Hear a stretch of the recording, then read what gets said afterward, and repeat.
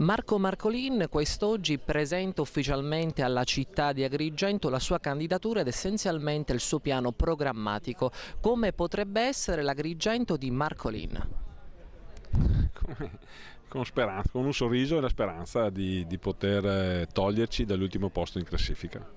Credo che Agrigento meriti una classe dirigente diversa, che ci possa creare una classe dirigente nuova, persone diciamo così che provengono da tutte le categorie e ceti sociali e che amano Agrigento tanto quanto la amo io, tanto quanto la amano gli agrigentini. Ecco, lei che è un leghista e quindi comunque vive nel nord, ecco, da cosa è nata l'idea di voler venire qui e rivoluzionare questa città?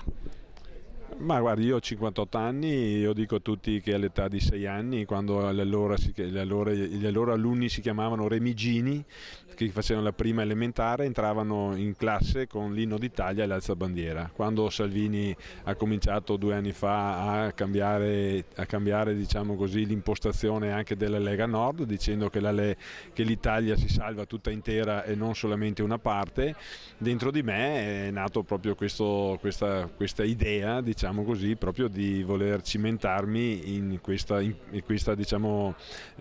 impegno che diciamo così dimostrerà, diciamo, a tutta Italia che tutti quegli stereotipi che ci sono tra nord e sud delle cose sono retaggi che appartengono al passato. Centro storico, immigrazione, disoccupazione, dei temi roventi della città di Agrigento.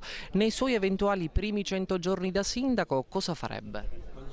Guardi, innanzitutto c'è da sistemare le casse comunali, quindi nei primi 100 giorni mi dedicherò, penso, anima e corpo a ciò che saranno le problematiche del ricostruire una macchina per poter andare avanti. Nessun investimento si può fare se abbiamo le casse vuote. Fare cassa solitamente si intende tassazione, ecco, invece come magari potrebbe essere una soluzione diversa per non appesantire gli agrigentini che già sono vessati da una situazione che è davvero insostenibile.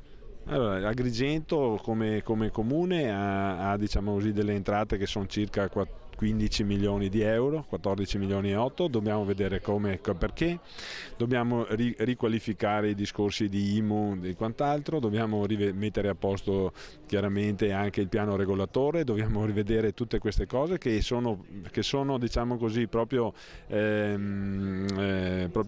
sinergiche al discorso tasse. Ho visto qual era la situazione, la nausea che i cittadini avevano nei confronti dei politici regionali e locali e quali erano le enormi preoccupazioni dei cittadini che non volevano neanche andare a votare. Quindi ritengo che una lista Noi con Salvini, che già è un messaggio politico diverso in tutta Italia, e un modo particolare con una persona che viene al di fuori e quindi fra virgolette diciamo non inquinata o non condizionata dai problemi locali, può essere una realtà concreta e una veramente certezza per gli elettori di Agrigento.